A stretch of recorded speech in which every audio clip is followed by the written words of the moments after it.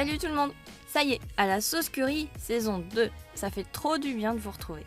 Et pour celles et ceux qui découvrent ce podcast avec cet épisode, bienvenue! Je m'appelle Mélissa, je suis la créatrice de ce podcast dans lequel je vous partage mes conversations avec les femmes qui font la science d'aujourd'hui.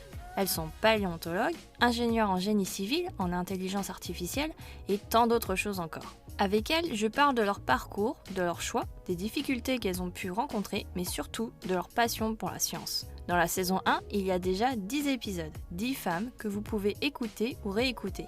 Après celui-ci, bien sûr. Et aujourd'hui, je suis très heureuse d'ouvrir cette saison 2 avec Viviane Lalande. Si ce nom ne vous dit rien, peut-être que vous connaissez plus sa chaîne YouTube Syllabus. Viviane est aujourd'hui vulgarisatrice scientifique, principalement donc sur internet, mais également à la radio, et elle a même écrit un livre.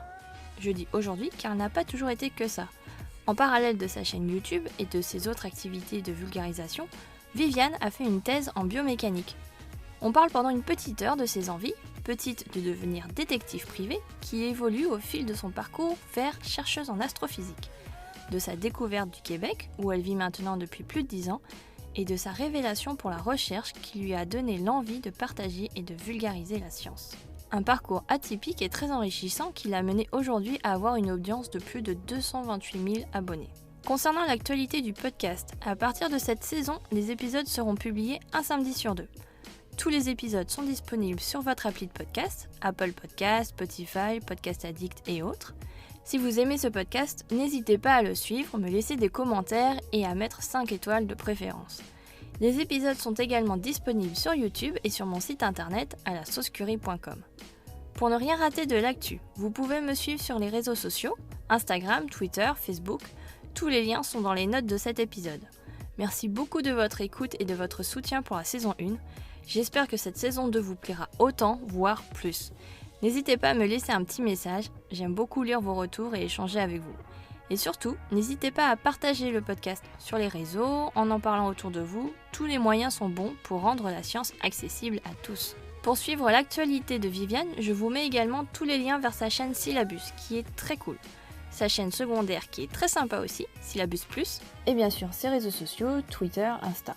Voilà, j'ai assez parlé, je vous laisse avec Viviane. Bonne écoute. Écoute, de mon côté c'est bon. Est-ce que t'as des questions avant qu'on commence? C'est bon pour moi. Ok, alors bonjour Viviane. Bonjour. Comment ça va? Ça va bien et toi? Très bien. Merci d'avoir accepté cette discussion, c'est super cool de ta part. Avec plaisir. Et alors, pour ceux qui ne te connaissent peut-être pas, est-ce que tu peux te présenter? Oui, alors moi je fais surtout de la vulgarisation scientifique en ce moment, notamment sur YouTube avec ma chaîne qui s'appelle Syllabus, et je parle de sciences un petit peu du quotidien. J'aime bien les sujets ridicules en général, du genre pourquoi est-ce qu'on a de la fourrure autour des capuches, pourquoi les ouvertures faciles ne sont pas faciles, pourquoi est-ce qu'il y a un ourlet sur les t-shirts, ce genre de choses. Moi j'aime bien les questions ridicules, donc c'est un petit peu mon dada. Et donc je fais ça, je travaille aussi à la radio, j'ai une chronique hebdomadaire sur Radio-Canada. Je fais beaucoup de vulgarisation, quoi, que ce soit télé, radio, à l'écriture aussi. Mais je viens d'un milieu académique et j'ai fait un diplôme d'ingénieur et puis une thèse aussi. Donc, je viens du monde académique, je viens du monde de la recherche, mais là, depuis quelques années et pour les années à venir, j'ai pour l'instant décidé de faire la vulgarisation scientifique, donc de transmettre la science plutôt que d'en fabriquer, quoi. Ok, cool. Alors justement, c'est les deux pans qui m'intéressaient en te contactant. Donc on va diguer un petit peu plus là-dedans. Mais première question, tu voulais faire quoi quand tu étais petite? Alors quand j'étais petite, je voulais faire détective privé. Ah ouais. J'ai grandi avec les Nestor Burma. Ma mère a adoré la série Nestor Burma. Et je ne sais pas pourquoi, ça me plaisait, cette affaire d'enquête et tout ça. Donc je voulais faire détective privé, même si finalement, regarder aujourd'hui, c'est quand même que des affaires d'adultère. Je ne vois pas pourquoi est-ce que ça m'intéressait cette affaire-là. Mais, et puis après, j'ai évolué vers agent secret. Et, le step au-dessus. Évidemment, un step au-dessus. Et avec toutes les séries télé qu'on avait à l'époque, j'essaie de me souvenir du nom, Alias. J'aimais bien la série Alias. Ah Je sais pas si tu ouais, connais. ouais. Et donc voilà, donc j'aimais toutes les séries d'espions, ce genre de choses. Et puis après, plus tardivement, donc vraiment en rentrant à la fac, je voulais faire chercheuse en astrophysique. Ok. Et puis après, encore plus tardivement, je voulais faire ingénieur en design de prothèses. Ok. Et puis maintenant, je veux faire ce que je veux faire, puis on verra dans plusieurs années si ça change. Ouais, très. Alors, justement, toute cette évolution, donc c'est lié forcément à ton parcours. Est-ce que tu peux nous l'expliquer un peu? Donc, tu dis que tu étais dans la recherche académique avant, mais comment déjà t'es arrivé dans la recherche académique après le bac? Qu'est-ce que t'as fait? Ouais, donc, alors j'ai fait un bac S, Ouais. donc en France. Et puis après, je me suis dirigée vers l'université, vers la fac. J'ai fait un DUG. Je suis la dernière année où on a attitré les DUG Mhm. dans mon université, sinon un L1, L2, pour les jeunes qui ne savent pas ce qu'est un DUG. C'est un L2, l'équivalent d'un L2. Et donc je suis allée faire un DUG de physique. Je voulais pas aller en prépa parce que je voyais ça comme un truc d'élite et j'avais pas très envie d'appartenir à la catégorie élite de la nation. Ok. Donc, je voulais aller dans quelque chose de plus relax, où on étudie quand même, mais on n'est pas obligé d'être dans une compétition ou dans un arrachage de soi permanent. Ouais, le rythme soutenu qu'on peut Voilà, ouais, entendre au lycée, des écoles, des prépas, exactement. écoles d'ingé, c'est un peu. Je Ouais. ne sais pas comment est-ce que les gens peuvent être attirés par ça. Moi, ça m'a pas attirée. En tout cas, avec la description qu'on avait quand on était au lycée. Donc, j'ai commencé par ça. Puis, au bout d'un moment, mon père il m'a dit chercheuse en astrophysique, c'est quand même, c'est bien comme idée, mais c'est aussi uniquement pour le coup l'élite, quoi. C'est vraiment les meilleurs des meilleurs qui arrivent. Mhm. Donc, il faudrait que tu trouves une voie plus professionnalisante.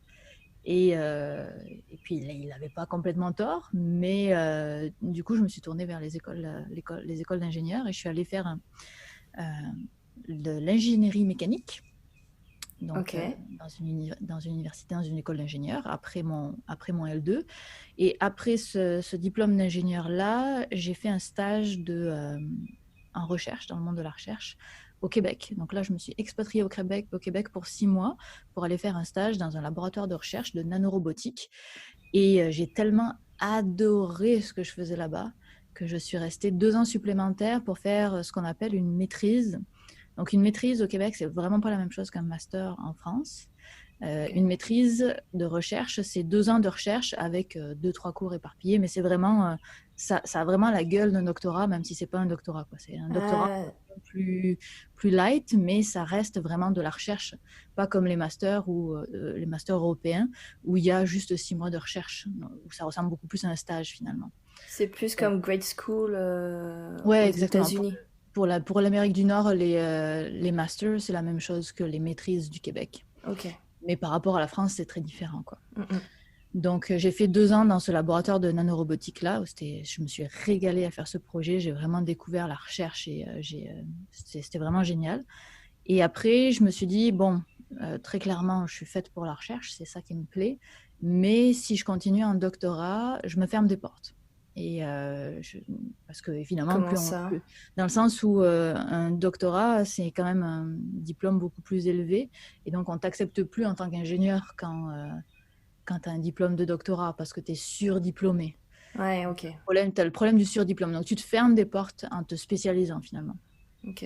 Donc, j'ai décidé de partir dans l'industrie et je suis travaillé dans une compagnie qui fait des antennes de satellites. Et je suis restée 5 mois et demi, 6 mois. J'ai détesté ça. Ah. Je suis partie et je suis allée faire mon doctorat comme prévu, que je savais que j'allais revenir en recherche. Mais je voulais être sûre que l'industrie, c'était pas pour moi avant.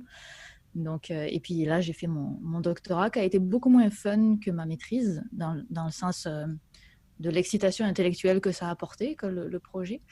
Ok. Et puis voilà, à la fin de mon doctorat, je me suis dit, bah, YouTube, visiblement, c'est à ça que ça amène, la recherche, Ouais, la suite logique, voyons. évidemment. Parce que donc quand tu as... alors j'ai plein de questions là par rapport à ce que tu viens de dire. Quand tu as voulu faire ta thèse, euh, tu t'es dit ça va potentiellement me fermer des portes, mais parce que donc tu voulais faire une thèse pour faire une thèse ou est-ce que tu voulais devenir chercheur derrière? Parce que si tu voulais devenir chercheur derrière, une thèse au final c'est la porte obligatoire. Ouais, en fait, si tu veux, s'il y a quelque chose qu'on apprend en recherche, c'est qu'il n'y a pas de place en recherche. Ouais, ça, oui. Donc, faire un doctorat en se disant je vais devenir professeur d'université, c'est quand même un peu péter plus haut que son cul, quoi. Parce qu'il faut Mhm. vraiment, enfin, je veux dire, il faut avoir une confiance en soi vraiment énorme pour se dire qu'on va réussir à être prof dans la vie, quoi. Ok. Et donc, moi, je me disais, non, bah, je veux dire, c'est peut-être 20% des gens qui arrivent à être profs, Ouais.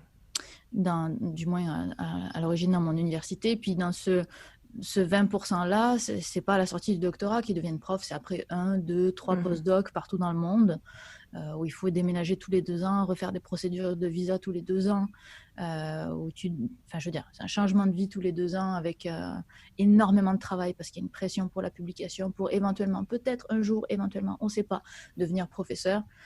Bon, j'étais pas trop tentée, comme l'école prépa, j'étais pas trop tentée par ce genre De de, parcours un de peu trop. parcours-là. Ouais. Je pense que ça m'aurait bien. Je pense que je m'en serais sortie. Je pense que c'est quelque chose qui m'aurait plu à faire, mais juste l'idée que, en fait, il y a énormément de chance là-dedans. Mm. C'est pas que tes compétences qui font que tu arrives à devenir professeur, c'est vraiment aussi beaucoup de la chance. Et quand ça repose trop sur la chance, ça me tente moins. Donc non, j'avais décidé dès le départ que j'allais pas essayer d'être prof, à moins d'une opportunité. Mhm. Mais aussi, ce qui m'a un peu convaincue, c'est qu'en Amérique du Nord, donc ça, j'habite au Québec depuis 10-11 ans maintenant, et en Amérique du Nord, il y a beaucoup plus d'emplois pour les docteurs qu'il y en a en Europe. Mhm. Donc, on peut vraiment aller travailler en industrie avec un doctorat et être considéré comme un doctorat et non pas juste un ingénieur qui a du retard. Ouais. Donc, et puis au final, je pensais pas trop à la suite. Je pensais plus à, ok, j'ai envie de faire ça, je fais ça. Et puis, a priori, si je suis dans ce que j'aime, à un moment donné, je vais bien retomber sur mes pattes, quoi. Mm. C'est vrai qu'ici, enfin ici, en France, en Europe, c'est vrai que la valorisation du doctorat est complètement différente de celle qu'ici on a en Amérique du Nord, où en fait la transition entre la thèse et l'industrie, le côté secteur privé, est beaucoup plus facile et beaucoup plus valorisé, alors qu'en France, moi j'ai toujours entendu, une fois que tu es dans la recherche académique, c'est ultra compliqué de passer dans le côté privé, quoi. Ouais, c'est ça. Puis, j'utiliserai même pas le terme valorisé pour en France, quoi, parce qu'ils sont pas du tout valorisés, les docteurs, quand ils vont dans le monde de l'industrie, du moins. Mhm. Là, j'ai deux copines qui sont sorties du même laboratoire que moi avec un doctorat. Mhm. Elles sont rentrées en France et elles sont considérées comme des ingénieurs, mais avec 2-3 ans d'expérience de plus, quoi. Ouais, c'est C'est ça. tout. Ouais. Donc, et non pas comme des docteurs. Ouais. Ça, c'est quelque chose, ouais, qui est. Et je pense que c'est en travail, justement, en France, en Oui. Mhm. réflexion, ça change et c'est en cours d'évolution. Mais c'est vrai que pendant très longtemps, j'ai entendu ça et que bah, c'est une des raisons aussi pour laquelle moi j'ai pas fait de thèse parce que j'ai pas voulu. Je voulais garder cette porte ouverte, ouais, effectivement, vers le secteur privé, quoi. Mhm. Tout à fait. Je suis pas sûre que j'aurais fait une thèse si j'avais été en France. Ouais. Et donc, alors, qu'est-ce que j'avais pensé? Ah oui, parce que donc tu as dit que que tu as fait un DUG, L2, Mhm. et que ensuite tu es allé vers une école d'ingénieur. Ouais. Comment tu as fait la transition? Parce que justement, souvent, école d'ingénieur, on fait une classe prépa avant, ce que t'as pas voulu faire, et au final, Ouais. ce que tu disais, les écoles d'ingé, tu voulais pas spécialement y aller, et au final, tu y es allé. Comment Ouais, t'as en fait? fait, les écoles d'ingénieurs, elles acceptent effectivement surtout des gens qui viennent de prépa, mais il y a beaucoup d'écoles qui sont sur dossier. Mhm. Et il y en a quand même vraiment pas mal. Et donc, moi, je suis allée dans une école, l'UTBM, elle s'appelle, à Belfort, qui prenait sur dossier, son plus gros, euh, sa plus grosse source d'étudiants, c'était les DUT. Ah ouais, ok. Ouais, donc, ils prenaient énormément de DUT et ils prenaient je me souviens, je faisais partie du pourcentage de 6%. Donc, tu sais, tu as les pourcentages, tu as peut-être 60% de DUT, je sais pas, 30% de prépa, et puis tu avais 6% autres. Et moi, j'étais dans les 6% Autre. autres. Ok, donc sur dossier, tu postules pour une école d'ingénieur. Et donc, c'est plus une école d'ingénieur, donc orientée physique, Orientée mécanique. C'était mécanique. conception. Au moment où moi je me suis inscrite, ça s'appelait génie mécanique et conception. Quand j'ai été diplômée, ça a changé de nom et puis ça a encore changé de nom. Mais à la base, c'est génie mécanique et conception. Ouais. Ok. Donc c'est parce que justement, c'est là que je voulais. En fait, pendant mon DUG, pendant mon L1, L2, je me suis pété le genou. Et il va y avoir un rapport. Et je me suis pété le genou et je me suis fait opérer. Et j'ai trouvé ça fascinant, la façon dont on pouvait amener son corps au garage qui est l'hôpital. Et donc, je voulais après designer des prothèses, des orthèses, ce genre de choses. Et ça, c'est ingénieur mécanique appliqué dans le monde biomédical. Donc, c'est à partir de là que j'ai décidé d'aller en ingénierie. Ah oui, d'accord. Donc, tu avais quand même une idée d'une application biomédicale Ouais, derrière, c'est en ça. fait. Et du coup, avec cette idée-là, l'école que j'ai choisie n'était pas forcément la meilleure parce que c'était vraiment dans le secteur automobile. Mais donc, c'est pas tout à fait la même application. Mais déjà, c'était une école qui m'acceptait sans avoir fait de prépa, Ok. ce qui est quand même pas toutes les écoles, on va pas se mentir. Et je me disais qu'à partir du moment où tu as un diplôme d'ingénieur mécanique, la spécialisation dans un autre, enfin, je veux dire, dans un domaine d'application se fait assez bien. Et sur ça, Ok. je suis toujours convaincue de la chose, vu que c'est ce que j'ai fait après. Donc, voilà. Ok. Et donc, ce qui t'a amené au Canada, si j'ai bien compris, c'est ton stage Ouais, d'école d'ingé? ouais, c'est ça, mon stage de fin d'études. Nous, on avait 2 fois 6 mois de stage dans mon cursus. Ok. Donc, le premier 6 mois de stage, je l'ai fait dans une compagnie automobile. Je me suis royalement fait chier. Et le deuxième stage, je l'ai fait en laboratoire de recherche. C'était une volonté de ma part de faire et à l'étranger et un laboratoire de recherche. Et donc, j'ai atterri dans un laboratoire de nanorobotique.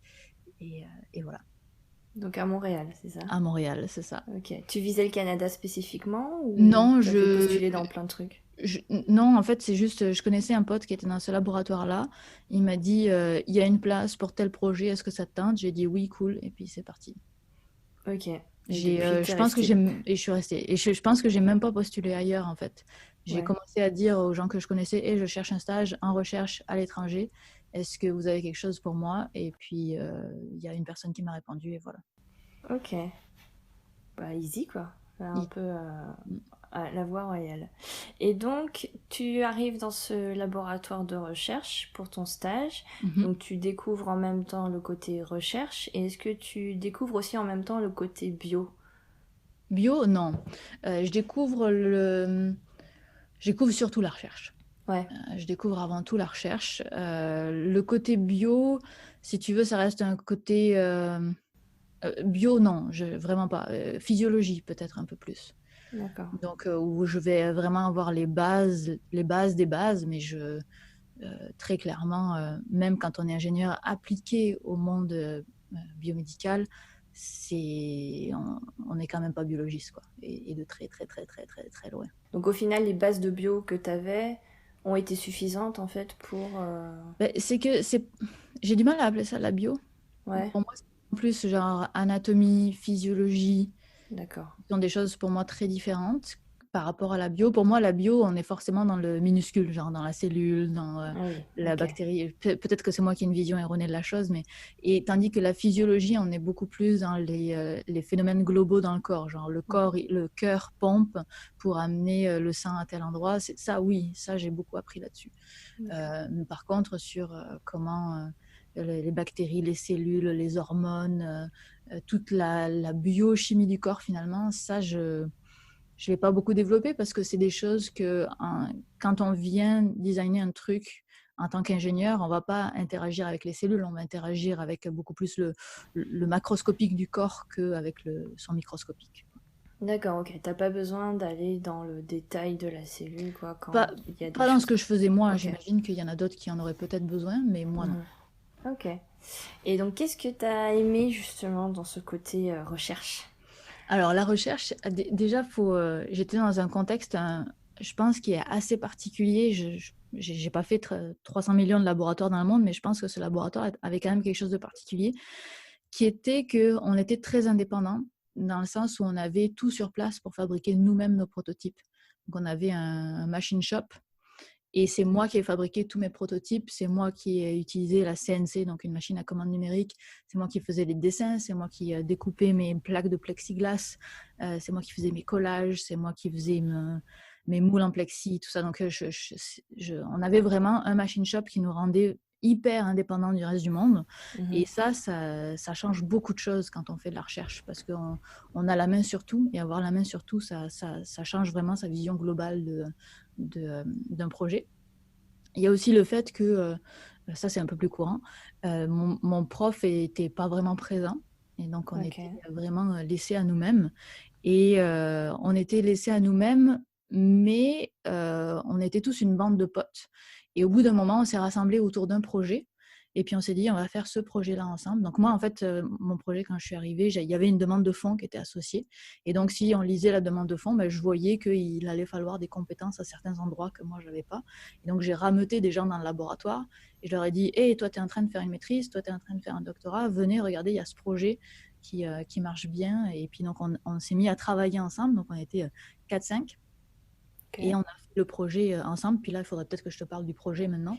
Ouais, c'est ce que j'allais te dire. C'était quoi ce projet? Donc, le grand thème du laboratoire, c'est d'arriver à soigner le cancer, ce qui est un grand thème. Mais la technique qui est choisie, c'est d'essayer d'amener le médicament au plus proche de la tumeur. Et pour ça, il y a plein de thèmes qui sont développés dans le laboratoire, donc en guidant des bactéries ou en guidant des nanobilles qui transportent des médicaments pour aller jusqu'à la tumeur, ce genre de choses. Et mon aspect à moi du projet, c'était d'utiliser un cathéter. Donc un cathéter, c'est les longs tubes de plastique qu'on met dans les vaisseaux sanguins pour aller faire des opérations dans le corps. Et donc, ces longs tubes de plastique-là, leur problématique, c'est que quand on les met dans les vaisseaux sanguins, on arrive à les pousser, mais on ne peut pas vraiment les diriger. Donc, quand on arrive à une intersection de vaisseaux sanguins où il faut aller à gauche, pour dire au cathéter qu'il faut aller à gauche, c'est un peu compliqué. Et donc, dans l'idée de se rapprocher toujours au plus proche de la tumeur, c'est qu'on veut arriver à guider un cathéter de la façon la plus efficace possible. Et donc, nous, notre projet, c'était de rajouter une sorte de tête chercheuse à l'extrémité du cathéter qu'on pourrait contrôler en 3 dimensions pour arriver à guider complètement notre cathéter, justement, dans les intersections voulues. Et donc, cette tête chercheuse, c'était quelque chose de très simple, c'était une bille métallique, mais on mettait le patient fictif, dans un IRM, donc un appareil d'imagerie à résonance magnétique, qui est donc un très gros aimant. Et il se trouve qu'on avait un IRM à nous, qu'on pouvait modifier comme on voulait. Et donc, on était capable d'utiliser les propriétés magnétiques de l'IRM, de les détourner pour l'utiliser comme force magnétique qui allait diriger notre embout de cathéter. Waouh! Okay. Donc, c'était ça le projet. Et puis après, on l'a fait jusque sur des lapins et ça fonctionnait bien. Donc, on avait un cathéter qu'on pouvait diriger vraiment comme une tête chercheuse dans toutes les directions de l'espace. Et donc, évidemment, tout ça, ça prenait des compétences en informatique, en imagerie, en mécanique, en test, tout simplement, en essai sur les animaux, etc., etc. Et donc, on a fait ce projet-là tous ensemble. Et moi, je l'ai débuté. Après, j'ai rameuté la troupe pour arriver à avoir une équipe parce que je pouvais de toute façon pas faire ça toute seule. Et puis, on est allé jusqu'au test préclinique sur les animaux où ça a fonctionné. Et donc, c'est ça qui était vraiment stimulant. C'est quand moi, je suis partie de aucune connaissance et je suis arrivée à vraiment un niveau d'expertise assez avancé où j'étais capable de... Et puis, j'avais été maître de tout là-dedans, quoi. Donc, mon action à moi, je pouvais la voir dans absolument toutes les étapes, ce qui n'est pas donné. Ce qui est pas garanti dans tous les projets de recherche. Et donc, j'avais un niveau d'apprentissage sur la conception du produit, sur la fabrication, sur le développement. On n'avait jamais reçu d'animaux dans notre IRM, donc il a fallu développer tout un tas de choses aussi, de procédures. Et ça a été hyper formateur. C'était 2 ans, 2 ans et demi de formation merveilleuse. C'était génialissime. Ah ouais, donc ah oui, parce que donc c'était à l'origine ton sujet de 6 mois de stage d'école d'ingénieur, mais tu as continué avec ta maîtrise. Exactement. Okay. J'ai enchaîné sur le même sujet 2 ans supplémentaires. Ouais, parce que je me suis dit, tout ça en 6 mois, waouh. Non, c'est un peu juste. Et comment t'as fait pour rameuter entre guillemets cette équipe? Parce que s'il y en a qui faisaient une thèse, une maîtrise à côté, ils avaient d'autres sujets, donc ils faisaient ça en plus ou... Alors, t'as raison, ils étaient tous en maîtrise comme moi. Alors, comme je disais, notre professeur n'était pas très présent. Ok, Et donc, ils n'avaient pas vraiment de sujet. ok, je vois. Donc, c'était à eux de trouver quelle allait être un petit peu leur voix. Mhm. Et moi, mon projet permettait d'avoir une voix pour tout le monde. Et je pense Ok. que c'était ça l'idée originale originelle du prof. Et à mon avis, s'il avait rameuté ces gens-là exactement au même moment, au même endroit, quand il y a la demande de fonds, ça devait être ça, son idée derrière, mais il ne nous l'avait pas communiqué. Aïe. Donc, nous, on a l'impression que c'est venu de nous, mais j'ose espérer qu'en vrai, ça venait du prof, quoi. Oui, ah oui, parce que donc vous étiez tous quand même dans le même labo. Ouais, c'était un grand open space. Et on était, au moment où moi j'y étais, dans le laboratoire, on était une quinzaine. C'était quand même un gros laboratoire. Mhm. Et donc, il y en avait qui avaient des projets très clairs, d'autres qui y allaient à tâtons, qui se cherchaient un projet. Et puis d'autres qui, visiblement, étaient faits pour rentrer sur la demande de fonds sur laquelle j'étais, moi. Ok. Ah ouais, donc t'as su identifier un peu le background des gens, leurs compétences, et hop, eh les Ouais, gars, bah alors, ce qui aide aussi, c'est qu'on se connaissait quasiment tous. On venait tous de la même école d'ingénieur. Je veux dire, quand il y en a un ah qui a un oui, ramette d'accord. 1, il y en a d'autres qui suivent. Ok, d'accord. Ah oui, donc vous vous connaissiez de base, vous n'êtes pas Ouais. rencontrés dans le laboratoire, vous êtes tous Certains, aussi oui. d'école. Avec certains, on s'est rencontrés au laboratoire, mais c'était vraiment cette situation un peu étrange et rare où tu sais pas trop si c'est tes collègues ou tes amis, quoi. Ouais, oui, Et je c'est vois ce que tu veux probablement les dire. deux. Ouais, mais Et, c'est une des situations assez idéales justement ouais, ouais, ouais. Quand ça se passe bien, pour et faire ça s'est avancer. bien passé, c'est super, mais et donc non, non, c'était vraiment bien. Puis on était tous très complémentaires et on se marchait pas sur les pieds, donc non, c'était Ok. vraiment bien. C'était une belle expérience. Est-ce que c'est à cette époque-là que tu commences la vulgarisation? Alors, j'ai commencé la vulgarisation en arrivant au Québec. Parce que, et ça, j'ai aucune idée de si c'est la même chose en France ou pas, ou si c'est quelque chose de très québécois ou nord-américain. Mais ici, ils adorent faire des concours de recherche. Ok. Genre, il y en a sans arrêt, des concours d'affiches, des concours de présentation, des concours de blabla, il y en a tout le temps. Et donc, moi, quand on me propose d'essayer un truc, je l'essaye en général. Mhm. Et ça m'a beaucoup plu de parler de ma recherche, de communiquer ce genre de choses. Et donc, c'est comme ça que j'ai commencé. Je pense que 6 mois après mon arrivée, j'ai commencé un blog Mhm. pour parler de science. J'avais déjà une propension à ce genre de choses, hein. Et j'ai commencé mon blog et j'ai commencé ma chaîne YouTube 3 ans plus tard. Ok. Et sur ton blog, tu parlais donc de ta De tout vie et de dans la rien, recherche? comme non, non, non, pas du tout de la Non. recherche. Je faisais vraiment de la vulgarisation scientifique comme aujourd'hui. Je parlais jamais de ma recherche, tout comme aujourd'hui, je parle jamais de ma recherche. Mhm. Donc non, je faisais vraiment de la vulgarisation scientifique. Les quelques articles que j'ai relus récemment montrent qu'il y a une belle évolution parce que c'était vraiment nul.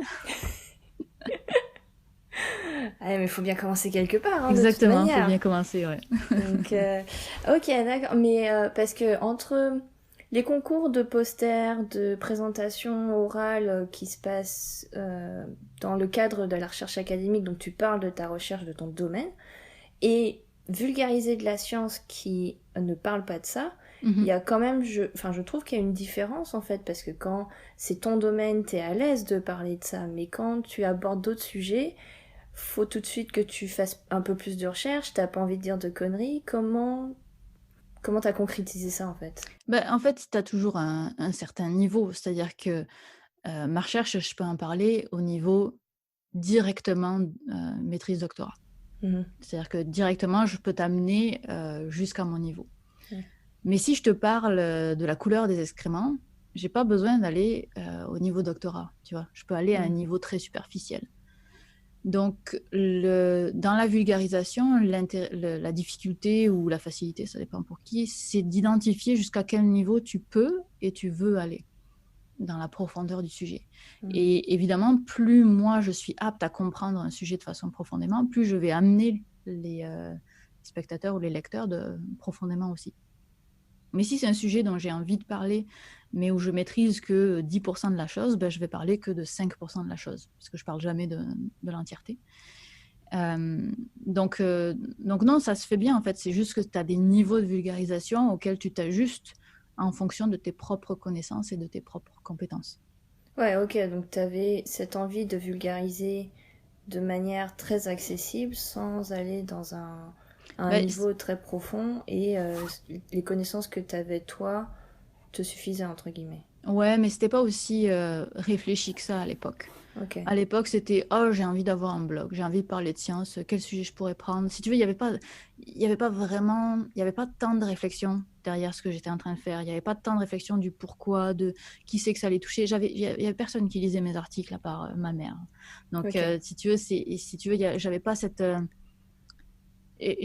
réflexion-là à l'époque. Donc, pour moi, c'était pas difficile de me dire est-ce que j'ai le niveau, est-ce que j'ai pas le niveau. Non, mais de toute façon, il y a personne qui va lire, c'est juste pour m'amuser, tu vois.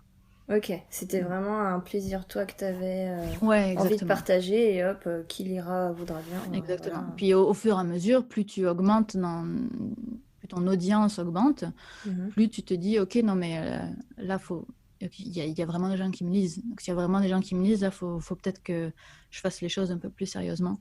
Ce qui est, a priori, tu voudrais faire ça dès le début, mais quand tu fais ça juste pour toi, tu n'as pas forcément la même attention que quand c'est diffusé. Et donc, quand tu te rends compte qu'il y a vraiment des lecteurs, là, tu te dis, OK, non, je vais faire les choses autrement. Et c'est là que tu commences à avoir une réflexion en arrière. Tu l'as Ok. pas avant. Enfin, en tout cas, moi, Ouais. je l'avais pas. Ouais, donc, et comment t'as. Parce que donc, si t'as ouvert un blog, tu l'as diffusé, comment t'as travaillé cette communication? Tu l'as pas travaillé, c'est venu Non, comme j'ai ça? rien fait. Ouais. Ouais. Parce que j'avais vraiment aucune ambition là-dedans. Tu sais, on parle on est en 2020, on parle de quelque chose que j'ai fait en 2010, là. Donc, Mhm. c'était il y a 10 Ouais. ans. Et j'avais aucune ambition. Moi, j'étais dans ma recherche et puis j'avais envie de jouer le soir avec mon blog, quoi. C'est tout. Ok. Donc, j'ai jamais cherché à faire une politique de diffusion. Je pense au bout de 2, 3 ans, 4 ans. Je pense que c'était après que j'ai commencé ma chaîne YouTube. J'ai commencé ma chaîne YouTube en septembre 2013. C'est là que j'ai appliqué au Café des Sciences, qui est donc une association qui regroupe des gens qui font de la vulgarisation scientifique. J'ai Mhm. appliqué au bout de 4 ans. Ça faisait 4 Mhm. ans que je faisais mon blog. Ça faisait 4 ans que je faisais la vulgarisation scientifique. Donc, c'est dire à quel point ça m'a pris du temps de me considérer comme quelqu'un qui faisait de la vulgarisation. Avant, je jouais. Ouais. Puis à partir du moment où j'ai commencé vraiment à réfléchir à qui je parlais et avoir un peu plus une stratégie, un peu plus de rigueur, là, ça change. Mais avant, non, je j'avais aucune conscience. Qu'est-ce qui t'a fait appliquer au Café des Sciences? Ah, je me souviens plus. Je pense que je voulais rejoindre la communauté que je suivais. Je dois avouer que pourquoi est-ce que j'ai appliqué, j'ai pas tant la mémoire que ça. Je pense que c'est que je faisais un blog qui était de plus en plus actif. Mhm. Et je me disais, bah, autant rejoindre la communauté des blogueurs, parce qu'à cette époque-là, il n'y avait que des Ouais. blogueurs. Donc après ta maîtrise, tu fais un petit court passage dans l'industrie pour vérifier, bon, ça c'est pas Ça pour me plaît moi. pas, c'est ça? Et donc retour à la recherche pour une Ouais, retour à thèse. la recherche, ouais. Et donc là, comment ça se passe? Moi, je suis passée entre-temps à être associée de recherche ou assistante de recherche, je ne sais plus, dans un autre laboratoire, mais le temps de trouver mon doctorat. Et Mhm. mon doctorat, là, cette fois-ci, c'est vraiment de la biomécanique, parce que là, je me disais, je veux vraiment faire de la biomécanique. C'était pour ça que j'avais fait mon école d'ingénieur à la base. Mhm. Et là, mon projet, ce sera de développer un implant pour les patients qui souffrent de scoliose. Donc, les scolioses, c'est les déformations de la colonne vertébrale. Mhm. Et donc, pendant 5 ans, parce que c'est long, un doctorat en Amérique du Nord, j'ai développé un implant qui se fixe sur la colonne vertébrale et qui permet de réduire les scolioses chez les enfants. Ok, donc appliqué spécifiquement aux enfants, c'est Oui, ça? parce que on se base sur le fait que la colonne vertébrale est en croissance pour être capable de la corriger. On vient Ok. modifier la croissance en fait. On vient faire un différentiel de croissance, c'est-à-dire vu que la colonne vertébrale est penchée d'un côté, ce qui est faux de dire ça c'est de façon rigoureuse, mais considérant qu'elle est penchée d'un côté. Si elle est penchée d'un côté, ben on va venir booster la croissance d'un côté et ralentir la croissance de l'autre pour que la colonne vertébrale se remette droite assez naturellement. Ok, et c'est un implant donc électronique, Ouais, si c'est je... ça. En fait, c'est électronique. C'est invasif, C'est un petit peu comme tu sais, les broches pour les dents avec le fil qu'on met sur les dents. Ouais, Mais c'est la même chose, on mettait plutôt un énorme câble ouais. sur la colonne vertébrale d'un côté, puis on tirait sur le câble pour redresser la colonne. Mais c'est pas tant la tension qui faisait redresser la colonne, c'est le fait que cette tension-là impliquait un chargement de la colonne vertébrale, donc des forces sur la colonne vertébrale différentes d'un côté par rapport à l'autre de la colonne vertébrale. Mais ça, il fallait le faire de façon dynamique. Mhm. Donc, c'est-à-dire qu'on tire, on relâche, on tire, on relâche. Alors, le patient ne se met pas à bouger parce que Ouais, c'est des c'est quelque chose, micro-trucs, quoi. c'est des micro-mouvements. Et donc, oui, ça prenait un moteur, ça prenait un contrôleur, ça prenait ce genre de Ok. choses. Et vous ajustiez aussi en fonction de la réponse du patient et ça pouvait le suivre pendant plusieurs années comme ça jusqu'à ce que... Bah alors ça, c'est la théorie. Nous, on n'est pas allé jusque-là. Moi, je suis Ok. allée jusqu'à l'étude animale. Je suis pas sûre que ça ira un jour sur Sur l'étude le marché. sur le marché, ni même sur l'humain, parce que Mhm. c'est très, très invasif. Enfin, je veux dire, avoir un moteur et avoir un microcontrôleur à porter en permanence, c'est quoi? C'est un sac à dos, il faut faire la place dans le ventre, comment ça se passe? Ok. Puis là, tu as Ouais. des problématiques de chaleur. Enfin bon, il y a beaucoup, beaucoup, beaucoup de problèmes logistiques Mm. qui font que il faut que la balance bénéfice-risque soit vraiment, vraiment justifiée Mhm. avant de dire qu'on va mettre un sac à dos 24 heures sur 24 sur un Ouais. patient. Donc, non, c'est intense. Ouais. C'est intense comme truc. Donc, c'est pas très intense au niveau de la chirurgie, parce qu'aujourd'hui, les chirurgies de réparation de scoliose sont. C'est pas beau à voir, hein, honnêtement. Mm. C'est vraiment Mm. très, très, très, très invasif. Et donc, cette technique-là est très peu invasive, mais elle est très difficile à accepter pour le patient. Mm. Et un implant difficile à accepter pour le patient, selon moi, c'est un implant qui n'est pas viable, quoi. Donc, Mhm. à moins de trouver une solution pour faire le même effort mécanique sur la colonne vertébrale, je ne suis pas sûre que mon projet avance plus que ça à l'avenir, quoi. Ouais, mais ça peut quand même donner des pistes, Oui, c'est d'idées. ça. Ouais, c'est ça. C'est ça, c'est ça. Donc, c'est pas tomber dans le vide, mais je Mhm. pense pas qu'en l'état, ça puisse être continué, quoi. Ok. Et tu sais si ton projet de maîtrise, justement, parce que tu as dit que ça allait jusqu'à préclinique, Mhm. la petite tête chercheuse là au niveau Ouais. du cathéter, tu sais s'il y a une application derrière? Parce que ça, par contre, ça a l'air d'être... Ouais, ça marchait bien. Ouais, La difficulté, c'est que pour que ça fonctionne, on a rajouté du hardware dans l'IRM. Et ok. ce hardware-là, le jour où les compagnies qui fabriquent l'IRM l'intègrent, Mhm. on pourra utiliser le projet. Mais tant qu'elles ne l'intègrent pas, on ne peut pas l'utiliser. Ouais, ok. Donc, Faudra changer tous les IRM. c'est ça. Donc, pour l'instant, c'est juste un problème hardware. Le truc fonctionne. Est-ce qu'il est souhaitable? Ça, il faut poursuivre les études pour ça. Mhm. Mais pour l'instant, de toute façon, on est bloqué au niveau hardware. Donc, il y a d'autres solutions qui sont envisagées, mais là, j'ai pas suivi les avancées là-dessus. Ouais, ouais, mais c'est toujours cool de savoir que potentiellement, en fait, il y a une application assez Mhm. proche Ouais, qui se puis fait si tu veux, derrière. si tu te dis, OK, ben, tu sais, des fois, tu te dis comment est-ce que tu peux améliorer une machine, ben, comme si tu ouvres des specs, si tu ajoutes du hardware sur quelque chose, ben ouais, tu ouvres vraiment des possibilités auxquelles tu n'aurais pas pu penser, quoi. Parce qu'un IRM, c'est fait juste pour faire de l'image, a priori. Ouais. C'est juste pour imager le corps, mais là, nous, Mm. on le détournait pour arriver à rendre quelque chose fonctionnel, quoi. Donc, c'est vraiment une autre philosophie. Ça change complètement l'usage de la chose, quoi. Ouais, et puis, enfin, t'imagines ça, vous l'appliquez pour délivrer un médicament au niveau des tumeurs ou des choses comme ça, mais il y a tellement d'autres applications qui Ouais, peuvent être j'imagine. basées là-dessus, enfin, c'est Mhm. génial, quoi. Ok, cool. Et donc, ta thèse se passe, et donc tu continues, et même tu switches sur YouTube à ce Mhm. moment-là? Je Ok, commence YouTube c'est à peu près en même temps que je commence ma thèse. ok. Je sais plus lequel a précédé l'autre parce que c'était tellement en même temps que ça s'est passé Qu'est-ce que qui t'a voilà. fait switcher format vidéo plutôt que blog? Parce que je me rendais compte que moi-même, je ne lisais plus de blog. Je regardais Mhm, que des vidéos sur YouTube. Donc, il y avait une petite incohérence à produire un contenu dont j'étais moi-même pas cliente. mhm, Et puis, il y a aussi le fait que j'aimais beaucoup communiquer à l'oral. mhm. Parce que Il y a beaucoup plus de choses qu'on peut communiquer à l'oral avec les intonations, avec les gestes, ce genre de choses. Je parle beaucoup avec les mains. Mm. Et chose que je ne peux pas faire à l'écrit. Puis à l'écrit aussi, il y a une certaine... on a quasiment envie d'avoir une certaine...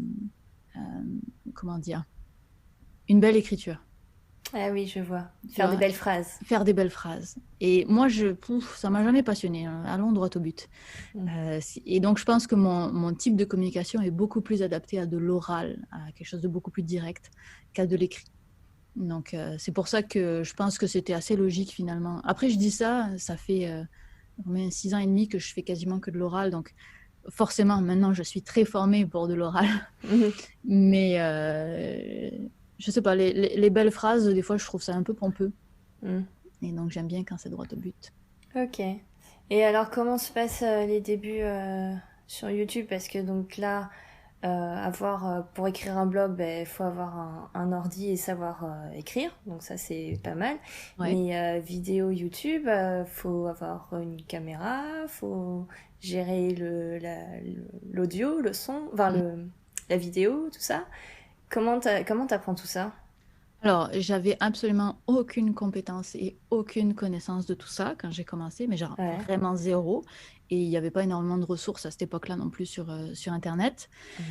Et donc, j'ai une caméra parce que j'ai gagné un concours de vulgarisation dans ma recherche. Ah, cool. Et j'ai gagné 1000 $ avec ça, ce qui est quand même un gros prix. Ouais, Et ouais. ce 1000 $, je le dépense tout de suite pour acheter une caméra. Ok. Nikon D5100 j'achète cette caméra-là. J'ai pas encore l'idée de faire vraiment une chaîne YouTube, mais je veux un appareil photo qui ait la fonction vidéo. À cette Ok. époque-là, c'était pas automatique. Et donc, je prends spécifiquement un appareil photo qui a la fonction vidéo parce que je me dis, Peut-être que. peut-être que ça va venir. Ok. Donc, j'ai cette caméra-là. J'ai aucune conscience que pour le son, il faut un micro ou quoi. Donc, je commence ça, mais alors vraiment sans son. La première vidéo n'a pas de son. Mm. Parce qu'au début, je voulais juste rajouter des vidéos à mes posts de blog, en fait, juste pour Ok. illustrer mes posts de blog. Puis après, je me rends vite compte que ça n'a fait aucun sens, du moins dans ce que je veux faire. Et donc, je me mets à faire des vidéos complètes. Puis petit à petit, je m'équipe avec un micro de très mauvaise qualité, mais c'est toujours mieux que d'avoir le micro de la caméra. Et donc, petit à petit, à chaque vidéo, j'apprends. Puis en fonction des commentaires aussi, il y a une vidéo où on me dit on n'entend rien, on n'entend rien. Je comprends, en fait, il faut régler le volume du son à une certaine valeur. Je ne savais pas. Et donc, j'apprends vraiment sur le tas. Et je pense que les 2 premières années, mes vidéos sont absolument pas regardables parce que justement, je suis en train d'apprendre. Mais j'ai aucune ambition à ce moment-là. Je suis vraiment dans le plaisir d'apprendre. À aucun moment, je me dis que je vais travailler là-dedans un jour. J'aime ça, donc j'avance pour augmenter la qualité de mes vidéos, pour augmenter la qualité du message que je veux faire passer, mais je cherche vraiment pas à être youtubeur, quoi. Ouais. Ça démarre un peu comme ton blog, en fait, Ouais, c'est ça. Ouais, t'as envie de tester ce format-là et on voit Mhm. quoi. Vraiment. Est-ce que t'avais réussi à ramener ton audience de blog sur tes vidéos ou Lol. lol? Non, mais dans le sens où ça voudrait dire qu'il faudrait que j'ai une conscience de quelle est mon audience de blog. D'accord, parce que comme tu disais que justement tu commençais avec ton blog à être assez actif et à avoir des lecteurs, etc. Non, mais pas à ce Est-ce point-là que... quand même. Non, d'accord, ok. Non, non, je C'est sais. sûr que je sais pas, je pense pas qu'il y ait qui que ce soit qui me suivait. Tu vois, on pouvait tomber sur mes articles, mais pas me suivre. Je J'avais pas vois. de réseaux sociaux non plus, je pense, à cette Ouais. époque. Donc non, je pense pas que j'ai. Bon, en tout cas, si j'ai probablement rameuté mon audience de 3 personnes de mon blog à ma chaîne YouTube, mais Tu t'appelais bon, déjà Syllabus sur ton blog? non, Non, non. t'as trouvé ça pour Ouais. ta chaîne YouTube. Mhm. Ok. Et donc, ta chaîne YouTube fait son petit chemin. Mhm. Et est-ce que tu te rappelles de... Est-ce qu'il y a une vidéo qui a fait que ça y est, je suis dans le game? Non, je pense Non, pas. c'est vraiment C'était très venu petit à progressif. petit. Ok. Très progressif. Après, je suis pas quelqu'un qui est vraiment très attaché aux événements non plus. Mhm. Donc, peut-être qu'il y a, tu sais, quand Dirty Biology m'a partagé puis que j'ai gagné 8000 abonnés, c'était cool, mais je le garde pas comme souvenir de ça y est, je suis dans le game. Je suis Ok. pas sûre d'être dans le game maintenant, tu vois. Ouais. Ouais, Donc, enfin, pour moi, t'es quand même une des figures de vulgarisation scientifique française, en tout cas, enfin, une des plus connues, quoi, dans le... Bah écoute, tant mieux, mais moi, si tu veux, je le perçois pas, ça, tu vois. Ok, d'accord. Donc, Et est-ce que tu y attaches une importance? je sais pas. L'ego y attache forcément une quelconque une importance quand même, mais je sais pas. Non, Ouais. en tout cas, c'est pas ça qui me. Ouais, je sais pas. C'est pas ça qui te motive, c'est pas quelque chose qui... D'un autre côté, ce serait un peu malhonnête de dire que c'est pas ça qui me motive parce que tu sais, j'essaie d'en vivre maintenant. Mhm. Donc il faut que ça marche. C'est même pas une question de vouloir que ça marche, c'est qu'il faut que ça marche. Mhm. Donc on est plus dans la même philosophie. Et donc ce serait malhonnête de dire que ça m'intéresse pas. Ça m'intéresse, c'est certain. Mais j'y accorde pas tant d'importance pour mon ego en tout cas. Mhm. J'ai l'impression. Ok. Je sais pas, faudrait que je m'allonge dans un canapé et que, et que tu te mettes en arrière de moi. C'est la prochaine heure, C'est ça. je t'avais pas dit. Ok. Et justement, comment t'as pris la décision après ta thèse de passer complètement en vulgarisation? Oh, c'était facile. En fait, je l'avais décidé avant même de finir ma thèse. Ah ouais.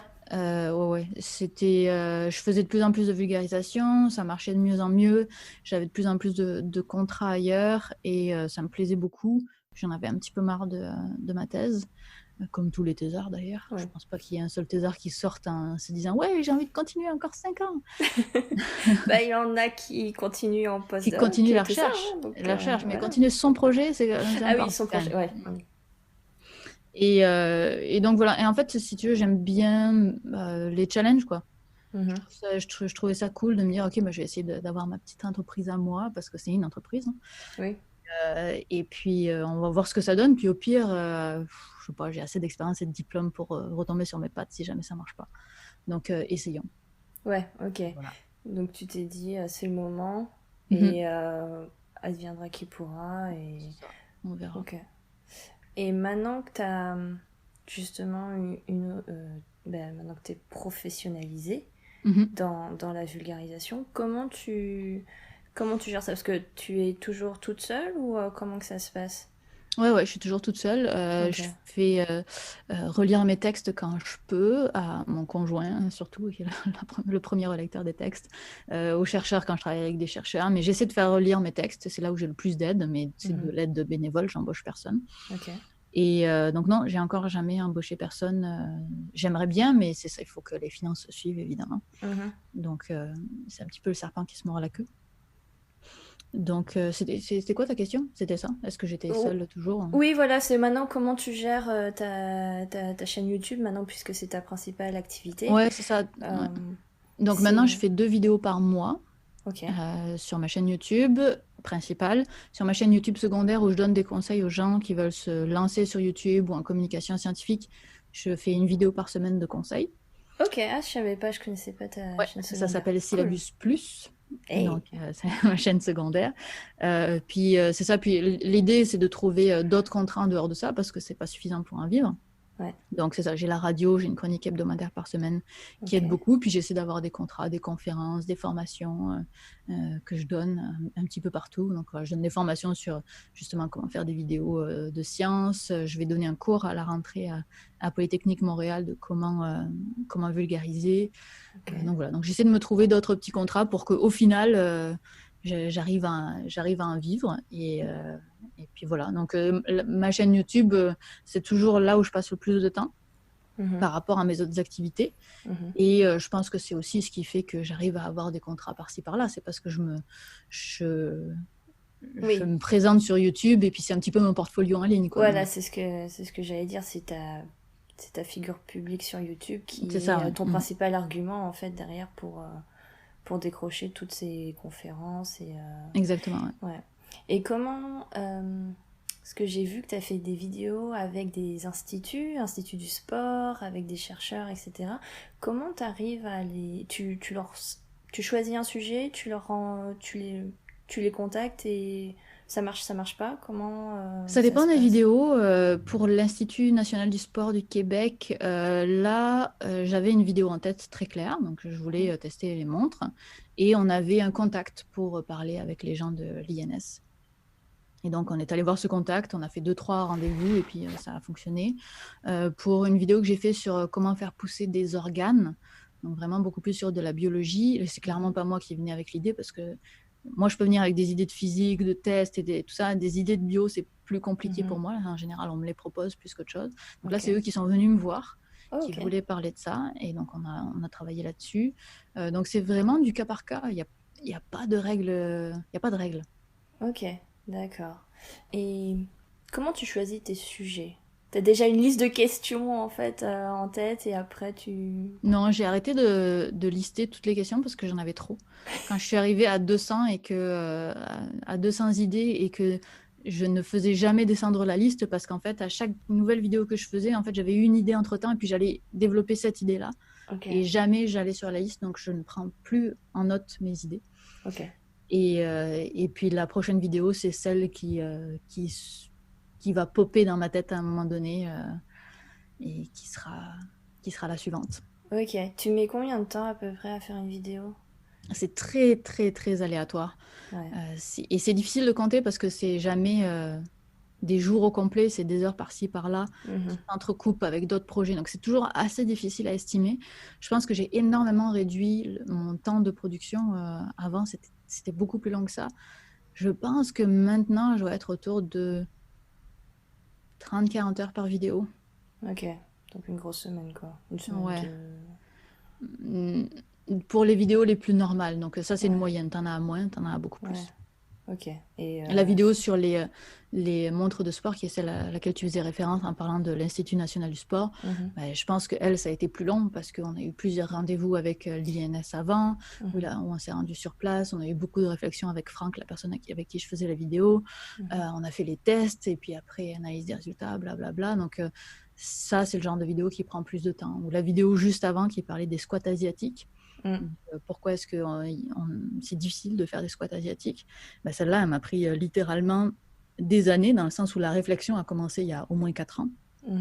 Et au fur et à mesure, si tu veux, je suis allée chercher des infos par-ci, par-là, et j'ai pu construire la vidéo. Donc, combien d'heures il y a eu au total qui ont été passées à la réflexion de cette vidéo? Aucune idée, tu vois. Ouais, mais au final, c'est... Mais est-ce que justement, même, est-ce que quand tu as commencé à te poser cette question, est-ce que tu en avais déjà une idée de faire une vidéo de ça? Ah oui, ok. Celle-là, oui. D'accord, ok. Ouais, celle-là, oui. Mais en tout cas, je pense qu'elle a très bien marché celle-là parce que oui. enfin, pour avoir et je pense qu'en fait c'est tout le monde a essayé de faire les squats asiatiques, même si et c'est vrai que c'était une question que j'avais avant parce que moi-même donc j'ai justement j'ai fait un épisode bonus en fait où je partage mes recommandations scientifiques et je partage ta chaîne en parlant de cette vidéo parce qu'elle m'avait vraiment elle m'avait vraiment marquée étant, comme je le dis, étant moi-même génétiquement asiatique mais culturellement française, donc j'avais pas du tout eu l'habitude de faire cette position-là. Et pourtant j'y arrive un peu, et longtemps je m'étais dit, oh, ça se trouve c'est génétique, c'est cool, machin, c'est ça. Eh ben pas du tout en fait, parce qu'il y a des Européens qui le font beaucoup mieux que moi, et voilà, donc c'est... Ouais, c'est fou comme cette vidéo. Donc c'est la première vidéo de ma chaîne qui a passé le demi-million de vues. Waouh! C'est jamais arrivé, mais c'est les retours que j'ai sur cette vidéo. Il y a des gens qui m'envoient des mails pour me dire qu'ils y arrivent ou qu'ils n'y arrivent pas. Ou pour me... Alors que jamais j'ai ça d'habitude dans mes vidéos. Jamais on m'envoie un mail, jamais on va chercher mon adresse internet, mon adresse mail sur internet pour m'écrire. Jamais ça arrive. Ah ouais, c'est vraiment dans tes emails, c'est même pas en commentaire sous la vidéo, c'est... Dans mes emails, on vient m'écrire. Ou alors on vient m'expliquer aussi... que j'ai rien compris à la vidéo, au squat asiatique, et que en vrai, les Asiatiques, ils y arrivent mieux parce qu'ils ont un autre rapport à la gravité que nous. Ah oui, bah oui. Donc voilà. Ok, d'accord. Ouais, non, je pense que c'est aussi une vidéo qui a marché parce que c'est ultra convivial. Ça a tout, comme l'effet ça a fait sur nous ici, on a tous essayé, on s'est tous comparés, quoi. Et je pense que c'est trop... C'est ça qui est marrant dans tes vidéos, c'est que c'est des choses qui touchent au quotidien, qui au final, en fait, tu te dis « Ah mais ouais, j'avais jamais pensé à ça ». Et derrière, il y a de la science un peu plus dure, entre guillemets, et tu te fais « Ah, Ah, c'est effectivement, j'aurais jamais pensé à ça. Et je pense que c'est ça qui fait la qualité de ta chaîne, en fait, et qui fait la thématique, en fait, de ta chaîne en général. C'est ça, c'est voulu, en fait, c'est ça. C'est une question du quotidien, comme ça. Ouais, c'est ça qui me plaît, moi, quoi. Ouais, C'est ça qui me plaît. Mais tu vois, ok. pour cette vidéo-là sur les squats, ce qui est particulièrement frappant pour moi, c'est que ça fait maintenant 6 ans et demi que je suis sur YouTube. Mhm, Ça fait 6 ans et demi que je publie des vidéos, que je commence à savoir ce qui marche et ce qui marche pas. mhm, Et celle-là, j'ai passé les 2 semaines de montage parce qu'elle a été très très longue à monter, très très longue à écrire. Et celle-là, mhm. elle a été vraiment longue. Et j'ai passé tout le temps de production de cette vidéo à rouméguer, comme on dit chez moi, à râler et à dire pourquoi est-ce que je passe autant de temps sur cette vidéo, ça ne va jamais marcher. Ok, Ça va faire un flop total, raté. raté.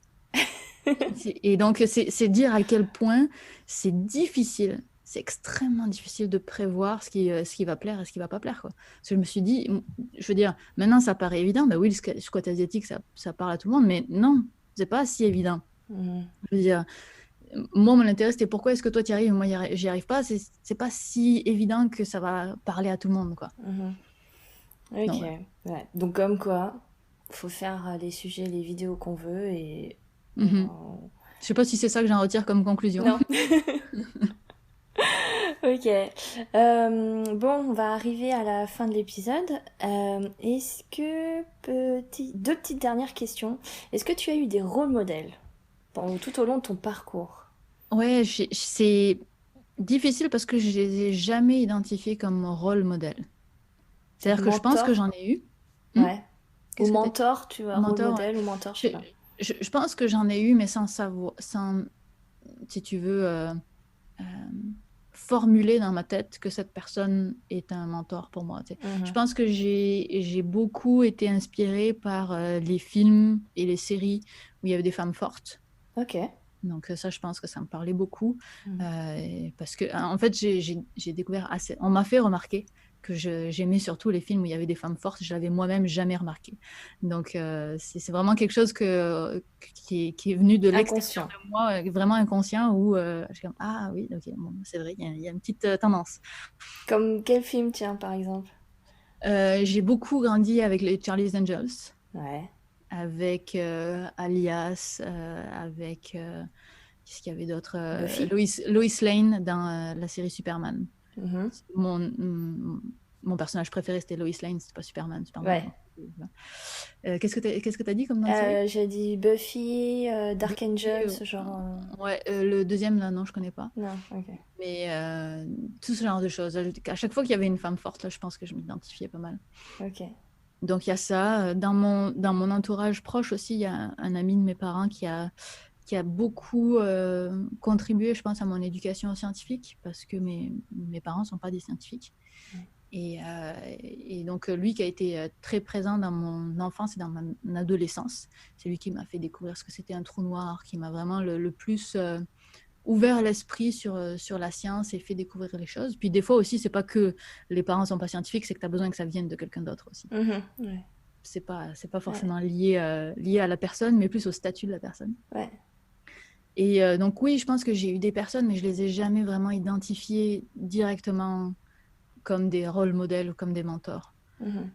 Donc, Ok. Et dernière question, mais qui au final, je pense, un lien vers ta chaîne secondaire, ça va plus aider qu'autre chose. Quel conseil tu donnerais à une ado qui veut se lancer alors, soit dans la recherche ou soit dans la vulgarisation, puisque tu as fait les deux? moi, je dirais, dans tous les cas, de faire les études qui plaisent.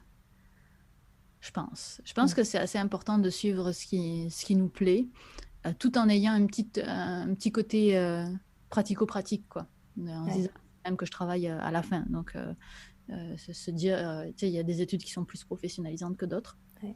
Donc, d'essayer de suivre le chemin de l'intérêt tout en ayant une pensée sur le fait qu'à un moment donné, il va falloir gagner de l'argent pour manger. Mm. Donc, il faut pas le perdre de vue non plus. Pour la recherche, je dirais, c'est sûr que la fac, a priori, c'est ça la voie royale. Moi, je dirais de ne pas enlever l'option d'aller à l'étranger. Ouais. parce que je pense que c'est hyper enrichissant. Donc, je pense qu'il y a beaucoup de choses à apprendre en allant à l'étranger. Et je pense qu'on devient des personnes beaucoup plus complètes quand on a affaire à d'autres cultures.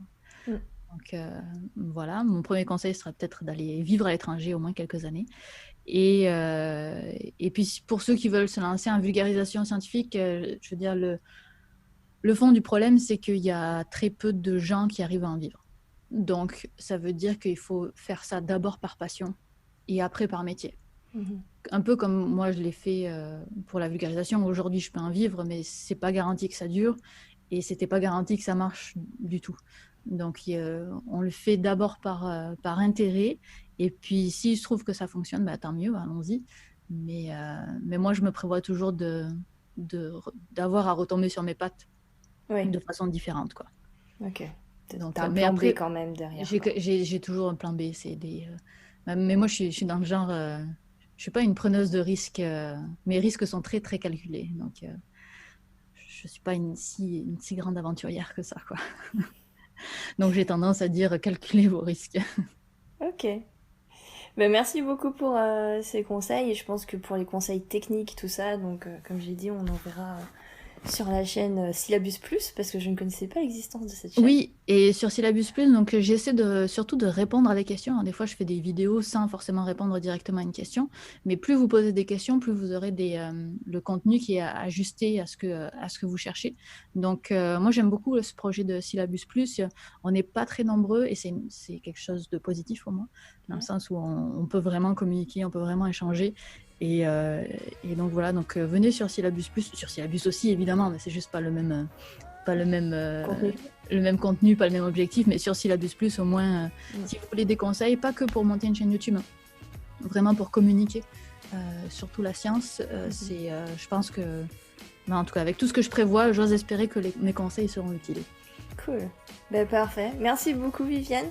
C'était très sympa comme conversation. En plus, on respecte les timings pile poil. Parfait.